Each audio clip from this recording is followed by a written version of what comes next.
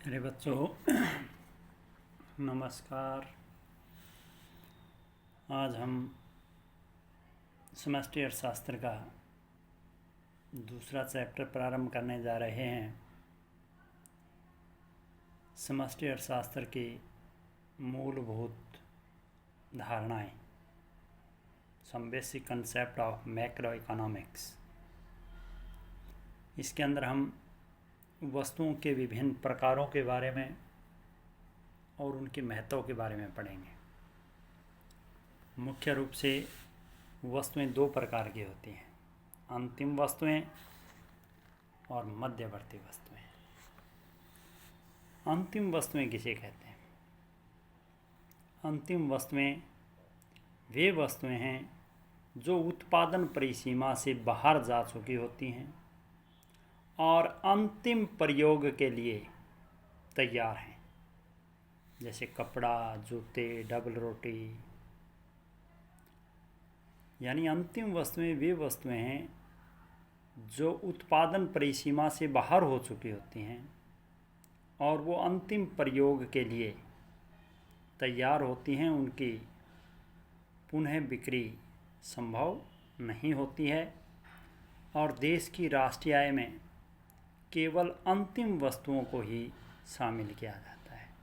आप समझ गए होंगे, अंतिम वस्तुएं वे वस्तुएं होती हैं जो उत्पादन परिसीमा से बाहर जा चुकी होती हैं और अंतिम प्रयोग के लिए तैयार होती हैं। मध्यवर्ती वस्तुएं कौन सी हैं? मध्यवर्ती वस्तुएं वे वस्तुएं हैं जो उत्पादन परिसीमा के अंदर रहती हैं, जो उत्पादन परिसीमा के अंदर रहती हैं। इनकी पुनः बिक्री हो सकती है, इनको दोबारा बेचा जा सकता है, इनका पुनर्उत्पादन किया जा सकता है। ये अंतिम प्रयोग के लिए तैयार नहीं होती हैं और देश की राष्ट्रीय आय में मध्यवर्ती वस्तुओं को शामिल नहीं किया जाता है। आपको साथ के साथ इन दोनों में डिफरेंस भी करना है कि मध्यवर्ती वस्तुओं और अंतिम वस्तुओं में क्या अंतर है। ये क्वेश्चन इम्पोर्टेंट है, अक्सर पूछा जाता है कि अंतिम वस्तुओं में और मध्यवर्ती वस्तुओं में क्या अंतर है। तो अंतिम वस्तुएं वे वस्तुएं जो उत्पादन परिसीमा से बाहर जा चुकी होती हैं और अंतिम प्रयोग के लिए वो तैयार होती हैं और अंतिम वस्तुओं को देश की राष्ट्रीय आय में शामिल किया जाता है। मध्यवर्ती वस्तुएं वे वस्तुएं होती हैं जो उत्पादन परिसीमा के अंदर रहती हैं और इनकी पुनः बिक्री हो सकती है। ये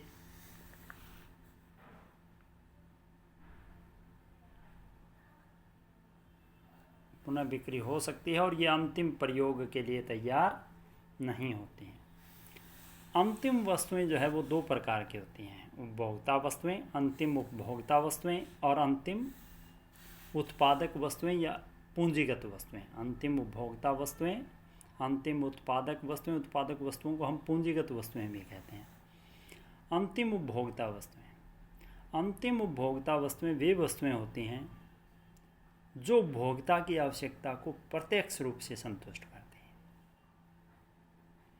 अंतिम उपभोक्ता वस्तुएं वे वस्तुएं होती हैं जो उपभोक्ता की आवश्यकता को सीधे तौर पर अर्थात प्रत्यक्ष रूप से संतुष्ट करती हैं।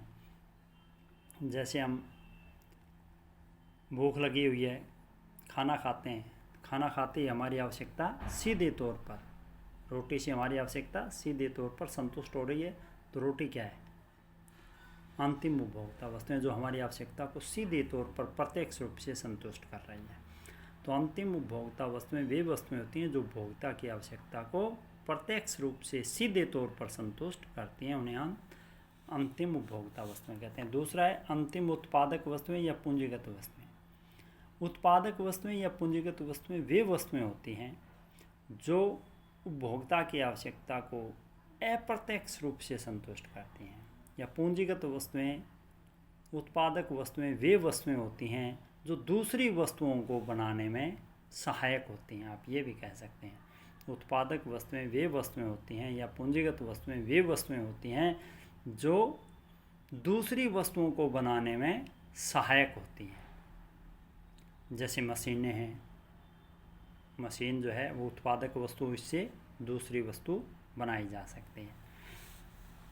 अंतिम उपभोक्ता वस्तुएं 3 प्रकार की होती हैं, टिकाऊ वस्तुएं, अर्ध टिकाऊ वस्तुएं और गैर टिकाऊ वस्तुएं। टिकाऊ वस्तुएं वे वस्तुएं होती हैं जिनको लंबे समय तक 15 से 20 सालों तक प्रयोग किया जा सकता है। फ्रिज है, कूलर है आपका, तो ये टिकाऊ वस्तुएं हैं।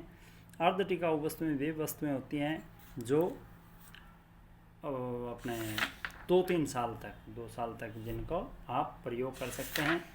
और गैर टिकाऊ वस्तुएं, नॉन ड्यूरेबल गुड्स वो होती हैं जो केवल एक बार प्रयोग करते ही समाप्त हो जाती हैं, उनको हम गैर टिकाऊ वस्तुएं कहते हैं। अब बात आती है कि मध्यवर्ती वस्तुएं और अंतिम वस्तुओं में पहचान कैसे करें। एक ही वस्तु मध्यवर्ती वस्तु भी हो सकती है, वो अंतिम वस्तु भी हो सकती है। वो उसके प्रयोग पर निर्भर करती है कि उस वस्तु का प्रयोग कैसे किया जा रहा है। जैसे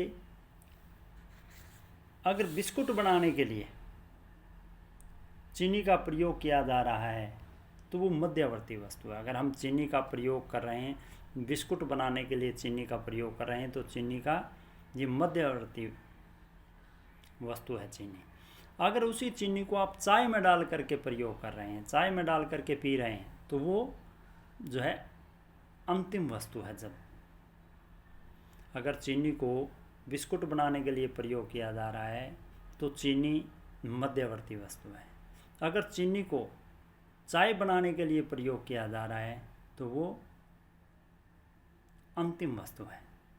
इसी प्रकार से उपभोक्ता वस्तुएं और अंतिम वस्तुओं में भी उसके प्रयोग पर निर्भर करता है कि कौन सी वस्तु अंतिम उपभोक्ता वस्तु है या ये अंतिम उत्पादक वस्तु है, ये इसके प्रयोग पर निर्भर करता है। अगर आपके घर में रखी हुई सिलाई की जो मशीन है, हमारे घर में जो सिलाई की मशीन रखी हुई है, वो हमारे लिए क्या है, उपभोक्ता वस्तु है, क्योंकि उससे हम अपने कपड़े सिलने के लिए यूज़ करते हैं, तो वो उपभोक्ता वस्तु हमारी आवश्यकता को सीधा संतुष्ट है। इसी तरह से एक दर्जी की दुकान में रखी हुई सिलाई की जो मशीन है वो उत्पादक वस्तु है, वो पूंजीगत वस्तु है, क्योंकि उस मशीन से वो दर्जी कपड़े सिल करके उत्पादन करता है, रुपए कमाता है। तो मशीन के प्रयोग पर निर्भर है कि उस मशीन का प्रयोग कहाँ हो रहा है, कौन कर रहा है। अगर हमारे घर में वो मशीन रखी हुई है, हम सिर्फ अपना अपना कपड़ा सिल रहे हैं, अपना अपना टाँके लगाने के लिए या किसी सिलाई करने के लिए उसको प्रयोग कर रहे हैं, तो वो उपभोक्ता वस्तु है।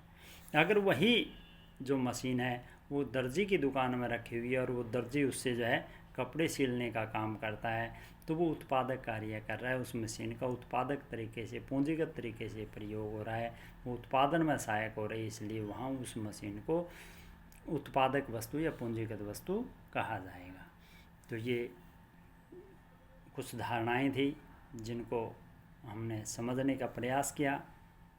आप इसको अच्छी तरह से समझ करके और अपनी कॉपी में नोट करेंगे। जय हिंद, जय हरियाणा।